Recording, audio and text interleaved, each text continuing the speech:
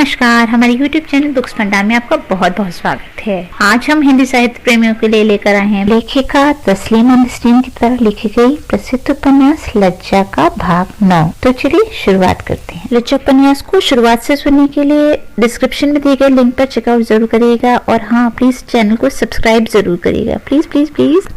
50 के बाद 64 में जो दंगा हुआ था उसका सबसे बड़ा पक्ष था सांप्रदायिकता का प्रतिरोध। जिस दिन दंगा फसाद शुरू हुआ उसी दिन माणिक मियां, जहर हुसैन चौधरी और अब्दुल सालिम के प्रोत्साहन से हर अखबार के पहले पेज की बैनर हेडिंग थी, पूर्व पाकिस्तान रूखे दाड़ाओ, ब्रैकेट में पूर्व पाकिस्तान डटकर खड़े रहो, ब्रैकेट क्लोज। पड़ोसी एक हिंदू परिवार की रक्षा करते हुए 55 वर्षीय आमिर हुसैन चौधरी ने अपनी जान दे दी थी। आह, सुदामे की छाती का दर्द और तेज हो गया। वो पलंग पर लेट गए। एक हल्की सी गर्म चाय मिलने से अच्छा लगता, लेकिन चाय देगा कौन सुरंजन के लिए? किरण में चिंतित है, अकेले ही बाहर चला गया। अगर जाना ही था तो हैदर को साथ लेकर गया होता। किरण में की बुरी चिंता ने सुधामे को भी आक्रांत कर दिया। हमेशा से ही सुरंजन का आवेग बहुत गहरा रहा है, उसे घर में बंद करके नहीं रखा जा सकता। इस बात को सुधामे तो जानते ही हैं, फिर भी दुश्चिंता एक ऐसी चीज तो है नहीं कि समझाने पर वह शांत हो जाए। वे इस बात को दिल में दबाए हुए अख्तर जुमा के विषय पर लौट आए और कहा, शांति ही सभी धर्मों का मूल गंतव्य है, लेकिन उसी धर्म को लेकर इतनी अशांति, इतना रक्तपात, मनुष्य कितना लांछित हो सकता है। इस शताब्दी में आकर वह भी देखना पड़ा। धर्म की पताका उड़ाकर मनुष्य और मनुष्यत्व को जिस तरह चकनाचूर किया जा सकता है, शायद उतना किसी और चीज से संभव नहीं है। अख्तर उजमा ने कहा, हाँ। किरण में 2 कप चाय लेकर कमरे में आई। क्या आपका दर्द और बढ़ गया है? ना हो तो नींद की गोली ले लीजिए। इतना कहकर चाय का प्याला दोनों के सामने रखते हुए खुद भी पलंग पर बैठ गई। अब भाभी तो शायद शंखा, बंगालियों के सुहाग की निशानी, सफेद चूड़ी, सिंदूर नहीं पहनती है ना? किरण में नजरें झुकाकर बोली, 75 के बाद से नहीं पहनती हूँ। चलिए, अच्छा हुआ, फिर भी सावधान रहिएगा। किरण में धीरे से मुस्कुराई। सुदामे की होठों पर भी हल्की सी मुस्कान आई। अख्तर उजमा जल्दी जल्दी चाय पीने लगे। सुदामे की छाती का दर्द कम नहीं हुआ। उन्होंने कहा, मैंने तो धोती पहनना कब का छोड़ दिया। For the sake of my dear life my friend. Akhtar Uzma चाय का प्याला रखते हुए बोले, चलता हूँ, सोच रहा हूँ उधर से विनोद बाबू को भी एक बार देखता हुआ जाऊंगा। सुदामे लंबा होकर लेट जाते हैं। उनके माथे के सामने रखी चाय ठंडी हो गई। किरण में दरवाजे पर कुंडी लगाकर बैठी रहती है। वह जलती हुई बत्ती के उल्टी तरफ बैठी हुई है। उसके चेहरे पर छाया पड़ रही है। पहले वह बहुत अच्छा कीर्तन गाया करती थी। किरण में ब्राह्मण वाडिया के जाने माने पुलिस ऑफिसर की लड़की थी। सुदामे 16 वर्ष की उम्र में उनकी शादी हो गई।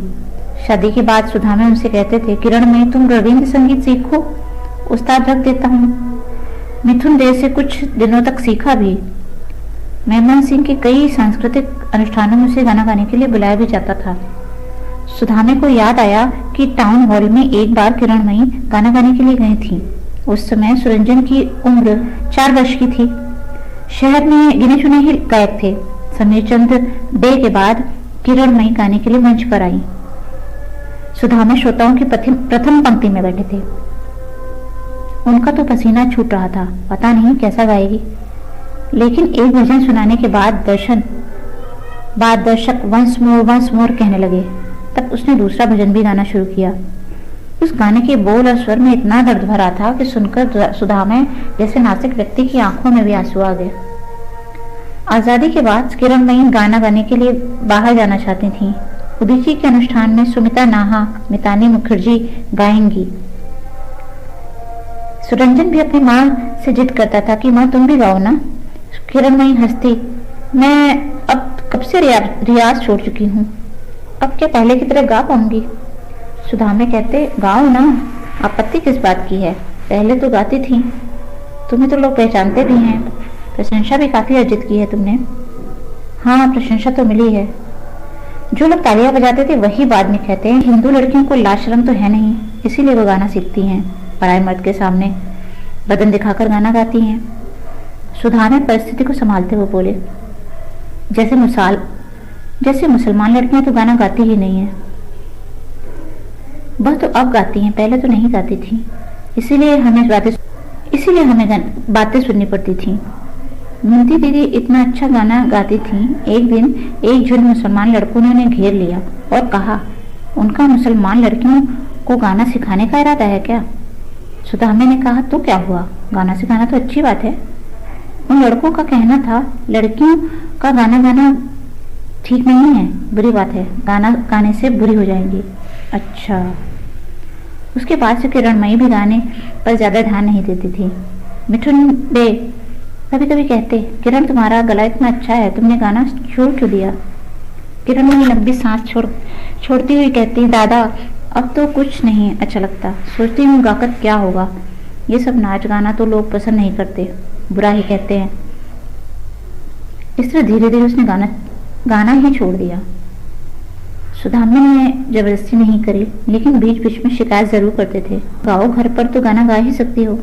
घर पर हो नहीं पाता। काफी रात होने पर भी जब नींद नहीं आती तब दोनों छत पर जाते थे, ब्रह्मपुत्र के लिए, ब्रह्मपुत्र के बगल में स्थित उस घर के लिए जिसे वो छोड़ आए थे। उनका दिल रोया करता था। दूर स्थित नक्षत्र की तरफ दोनों देखते रहते। किरण में गुनगुनाती थी, पुराने उन दिनों की बातें भूले कैसे हाय, जिसे सुनकर सुदामे जैसे कठोर इंसान का दिल मचल उठता था। उनमें भी शैशव किशोरावस्था का खेल के मैदान, स्कूल का आंगन, उफनती नदी से होते हुए पतले संकरे रास्ते से होकर सपनों के पार जाने की इच्छा होती। इतना कड़ा हृदय वाला आदमी होने के बावजूद सुधा में आधी आधी रात तक किरणमयी को आलिंगनबद्ध किए हुए सुबुक सुबुक कर रो पड़ते थे। सुधा में कि कष्ट की कोई सीमा नहीं है। 71 में उनकी आंखों के सामने जगन में घोषाल प्रफुल्ल सरकार नीताई सेन को मार दिया गया। वे कैंप में ले जाकर गोली से उड़ा देते थे। दूसरे दिन ट्रक में लाद कर शून्य स्थान पर फेंकाते थे। हिंदुओं को देखते ही पाकिस्तान उठा ले जाते थे, बूट से लात मारते, बंदूक लात से कुचलते, आंखें निकाल लेते, पीठ की हड्डियां तोड़ डालते थे। जब वे इतना अत्याचार करते थे तब तो लगता था कि अब छोड़ देंगे, लेकिन बाद में वो गोली मार देते थे। कई मुसलमानों को मार पीट कर छोड़ते हुए भी सुदामे ने देखा है, लेकिन किसी हिंदू को जीवित नहीं छोड़ते देखा। मेहतरपट्टी के कुआं हिंदू और मुसलमानों की लाशों को से ठसाठस भर गया था। देश आज़ाद होने के बाद जब कुएं से हजारों की तादाद में हड्डियां निकाली गईं, तब मजीद, रहीम, इदरीस के रिश्तेदार उन हड्डियों पर गिरकर बिलक बिलक कर रोए थे। कैसे पता चलेगा कौन सी हड्डी मजीद की और कौन सी अनिल की? सुदामे की टूटी हुई टांगे, बस्ती की टूटी हुई 3 हड्डियां जुड़ चुकी थी। पेनिस काट ले जाने के बाद का घाव अभी भी सूख चुका था, लेकिन रोने का घाव अब तक ताजा था। आंख के आंसू अभी भी नहीं सूखे थे। जिंदा रहना क्या है, इससे ज्यादा कुछ है क्या? शारीरिक रूप से जिंदा रहने के बावजूद कैंप से लौटकर सुदामे को यह नहीं लग रहा था कि वह जिंदा है। फूलपुर के अर्जुन खिला गांव में अब्दुल सलाम नाम से उन्हें 7 महीने तक एक बांस की दीवार वाले मकान में रहना पड़ा था। उस समय सुरंजन को शबीर कहकर पुकारा जाता था। जब वहां रहने वाले लोग किरणमयी को फातिमा कहकर पुकारते थे तो सुदामे को सुनने में शर्म आती थी। पसलियों की टूटी हुई हड्डियां जितना छाती में चुभती थी, उससे कहीं ज्यादा फातिमा नाम सुनने से चुभन होती थी। दिसंबर में मुक्ति वाहिनी का पलड़ा भारी हुआ। तब सारा गांव जय बांग्ला कहता हुआ खुशी से नाच उठा। पूरे 7 महीने तक जिस प्रिय नाम को वो पुकार नहीं पाए थे, उस दिन जी भर कर उस नाम को पुकारा था सुदामे ने। किरण किरण किरणमयी। वक्ष में जमे हुए उनके दुख की ज्वाला उस दिन बुझ गई थी। यही है सुदामे का जय बांग्ला। हजारों व्यक्तियों के समक्ष जोर जोर से किरणमयी को किरणमयी कह के पुकारने को वो जय बांग्ला के नाम से जानते हैं। अचानक बुरी तरह से दरवाजा खटखटाने की आवाज से दोनों ही चौंक उठे। हरिपत भट्टाचार्य आए हैं। जीप के नीचे निफिकाई टैबलेट रखकर आंखें बंद करके सोए रहने के बाद सुदामे को दर्द से थोड़ी राहत मिली। हरिपत घर के आदमी की तरह ही है। हरिपत को देखकर सुदामे उठकर बैठ गए। क्या आप बीमार हैं? बड़े फीके से लग रहे हैं। हाँ हरिपत, कई दिन से शरीर की हालत ठीक नहीं है। प्रेशर भी नहीं देखा गया।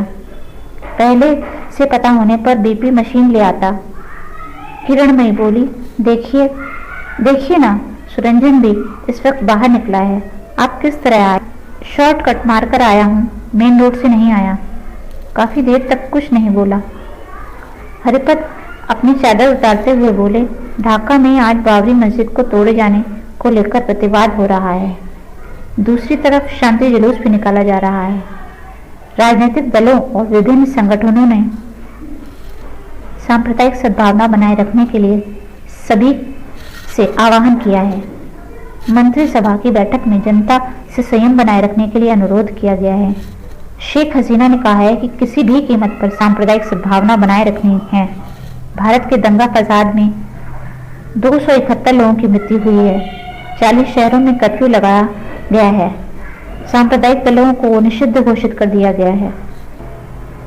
नरसिम्हा राव ने बाबरी मस्जिद का पुनर्निर्माण कराने का वचन दिया है।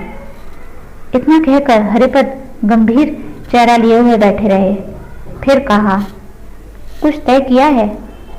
क्या सही रहेगा? मुझे नहीं लगता कि यहाँ रहना उचित होगा। मैंने तो सोचा था कि ससुराल चला जाऊंगा। मेरी ससुराल मानिकगंज में है, लेकिन आज सुबह साले ने आकर बताया कि मानिकगंज शहर और घेराव थाने के इलाके में 200 से भी अधिक घरों को लूट कर आग लगा दी गई है। 25 मंदिरों को तोड़कर जला दिया गया है। बगझुड़ी गांव के हिंदुओं के मकानों को जला दिया गया है। आधी रात में 8 से 10 युवक देवेंद्र सूर के घर में घुसकर उनकी बेटी सरस्वती को उठाकर ले गए और फिर बलात्कार किया। क्या कह रहे हैं? सुदामे अंतर्नाद कर उठे। आपकी बेटी कहाँ है? माया अपनी सहेली के घर पर है। मुसलमान के घर? तो हाँ, तो फिर ठीक है। हरिपत जी ने निश्चिंता से सांस छोड़ी। किरणमयी भी चिंतित हुई। सुदामे चश्मे का शीशा पूछते हुए बोले, दरअसल सारा दंगा फसाद इधर ही है। मेमन सिंह में तो कभी दंगा होते नहीं देखा। अच्छा, हमारे मेमन सिंह में तो कुछ हुआ है क्या हरिपत बाबू? सुना है पिछली रात में फूलपुर थाने के बथुआडीह गांव में 2 मंदिर, एक पूजा स्थान, एक पूजा मंडप और त्रिशाल में एक काली मंदिर को तोड़ दिया गया है। शहर में तो कुछ नहीं हुआ होगा। दरअसल देश के उत्तर की ओर यह सब कुछ कम ही होता है।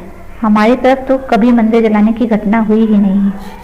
नॉर्थ बुक हॉल रोड के सार्वजनिक पूजा दफ्तर, जमींदारों की काली प्रतिमा और मंदिर सब कुछ ध्वंस कर दिया गया। आज शांति नगर में जलखवार नाश्ता नामक मिठाई की दुकान शत्रुपा स्टोर को भी लूटने के बाद जला दिया गया। पिछली रात में जमात शिविर के लोगों ने कुष्टिया के 6 मंदिरों को तोड़ दिया। इसके अलावा चिटागांग, सिलहट, भोला, शेरपुर, कॉक्स बाजार, नोवाखाली के बारे में जो कुछ भी सुना है उससे तो मुझे बहुत डर लग रहा है। डर किस बात का? सुदामे ने पूछा। एक्सोड्स? अरे नहीं, इस देश में उस तरह से दंगा नहीं होगा। 90 की बातें भूल गए क्या दादा? या फिर आपको उतना महत्वपूर्ण नहीं लगा? वो तो इरशाद सरकार द्वारा रची गई साजिश थी। क्या कह रहे हैं दादा? बांग्लादेश सरकार की जनसंख्या ब्यूरो का हिसाब देखिए। इस बार का एक्सोड्स भयंकर होगा। सजाई हुई घटना में लोग अपने देश की मिट्टी को त्याग कर इस तरह से चले नहीं जाते, क्योंकि देश की मिट्टी तो फूल के गमले की मिट्टी नहीं है जिसे खाद पानी देकर थोड़े दिन बाद बदल दे। दादा, काफी डरता हूँ। एक लड़का कलकत्ता में पढ़ता है, लड़कियां यहाँ हैं। लड़कियां बड़ी हो गई हैं, उनकी फिक्र में नींद नहीं आती। सोचता हूँ कहीं चला जाऊं। सुदामा चौंक गए। एक झटके से चश्मा उतारते हुए बोले, हरिपत बाबू, आप पागल हो गए हैं। ऐसी अपशकुन बातों का उच्चारण भी न करिए। यही कहेंगे ना कि यहाँ पर मेरी प्रैक्टिस अच्छी है, अच्छा रुपया कमा रहा हूँ, अपना घर है, यही ना? नहीं हरिपत, कारण यह नहीं है। सुविधा है इसलिए नहीं जा सकते। बात यह नहीं है। सुविधा ना रहने पर भी जाने का सवाल क्यों आएगा? क्या यह तुम्हारा देश नहीं है? मैं तो सेवानिवृत्त व्यक्ति हूँ, कमाई भी नहीं है, लड़का भी नौकरी नहीं करता, रोगी देखता हूँ, उसी से परिवार चलता है। अब दिन ब दिन रोगियों की संख्या भी घट रही है। इसका मतलब ये थोड़े है कि मैं चला जाऊंगा देश छोड़कर। जो लोग देश छोड़कर चले जाते हैं, क्या वे आदमी हैं? चाहे जो भी हो, जितना भी दंगा फसाद हो, बंगाली तो असभ्य जाति नहीं है। थोड़ा बहुत कोलाहल हो रहा है, रुक जाएगा। पास पास इससे दो देश हैं, एक देश में आग लगेगी तो उसकी लपट दूसरे देश में तो आएगी ही। माइंड इट हरिपत, 64 का दंगा बंगाली मुसलमानों ने नहीं लगाया था, बिहारी मुसलमानों ने लगाया था। हरिपत बाबू अपनी चादर से नाक मुंह अच्छी तरह से ढकते हुए बोले, चादर से अपना चेहरा छुपाए हुए जो निकल रहा हूँ वो तो बिहारी मुसलमानों का डर से नहीं दादा, आपके बंगाली भाइयों की डर से। हरिपत बाबू सावधानी से दरवाजा खोलकर दबे पैरों से बाईं ओर की गली से होते हुए अदृश्य हो गए। किरण में दरवाजे की दोनों उंगलियों से फॉक करके बेचैनी के साथ सुरंजन की प्रतीक्षा करती रही। थोड़ी देर पर एक के बाद एक जुलूस आ रहा था। नारे लगाए जा रहे थे। तकबीर, अल्लाहू अकबर के नारे लग रहे थे। उनका कहना है किसी भी तरह भारत सरकार को बाबरी मस्जिद का निर्माण कराना होगा, वरना खैर नहीं। सुरंजन काफी रात घर में लौटा। वह नशे में धुत था। उसने किरणमयी को बता दिया कि उसे भूख नहीं है, रात में वह खाना नहीं खाएगा। सुरंजन बत्ती बुझाकर सो जाता है। उसे नींद नहीं आती। वह सारी रात करवटें बदलता रहता है क्योंकि उसे नींद नहीं आ रही थी।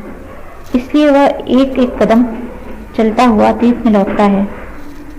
इस राष्ट्र में 4 मूल नीतियां थीं: बांग्ला, जातीयता, धर्मनिरपेक्षता, गणतंत्र और समाजवाद। 52 के भाषा आंदोलन से लेकर लंबे समय के गणतांत्रिक संग्राम और उसके चरम मुक्ति युद्ध के बीच जो सांप्रदायिक और धर्मात्मक शक्तियां परास्त हुई थीं, बाद में मुक्त युद्ध की चेतना विरोधी प्रतिक्रियाशील चक्र के घूमने और राष्ट्रीय सत्ता के दखल और संविधान के चरित्र परिवर्तन के फलस्वरूप मुक्ति युद्ध में तिरस्कृत और पराजित वही सांप्रदायिक कट्टरपंथी शक्तियां फिर से स्थापित हुई। धर्म को राजनीतिक हथियार के रूप में इस्तेमाल करने की कुशलता के जरिए अवैध और असंवैधानिक रूप से इस्लाम को राष्ट्र धर्म बनाने के बाद सांप्रदायिकता और मौलवादी शक्ति की तत्परता बहुत अधिक बढ़ गई है। कुमिल्ला जिले के दाऊद कांदी उपजिला सवाहन गांव में 1979 की 8 फरवरी की सुबह हिंदू ऋषि संप्रदाय के ऊपर आसपास के गांवों के करीब 400 से अधिक लोगों ने अचानक हमला किया। उन लोगों ने चिल्लाकर घोषणा करी, सरकार द्वारा इस्लाम को राष्ट्रीय धर्म घोषित किया गया है, इसीलिए इस्लामी देश में रहने के लिए सबको मुसलमान बनना पड़ेगा। उन लोगों ने ऋषियों के प्रत्येक घर में लूटपाट करी और आग लगा दी। मंदिरों को धूल में मिलाकर कई लोगों को पकड़ कर ले गए, जिनकी अब तक कोई खोज खबर नहीं मिली। लड़कियों के साथ खुलेआम बलात्कार किया। इस हमले में बुरी तरह से घायल हुए कई व्यक्ति अब तक जीवित हैं। नरसिंदी में शिवपुरी जिले के अभिरदिया गांव के नृपेंद्र कुमार सेन गुप्ता और उनकी पत्नी अणिमा सेन गुप्ता को एक वकील के घर में अटकाकर 8.25 बीघा जमीन की जबरदस्ती रजिस्ट्री करवा ली गई। 27 मार्च 1979 को अणिमा ने नरसिंदी के पुलिस सुपर से लिखित शिकायत की कि अभियुक्तों ने उसे डराया और धमकाया उस इलाके में लोग भी डर के मारे कुछ नहीं कर पाए। इसके बाद अणिमा को ही 4 दिनों तक जेल में बंद रखकर उस पर तरह तरह के जुल्म ढाए गए।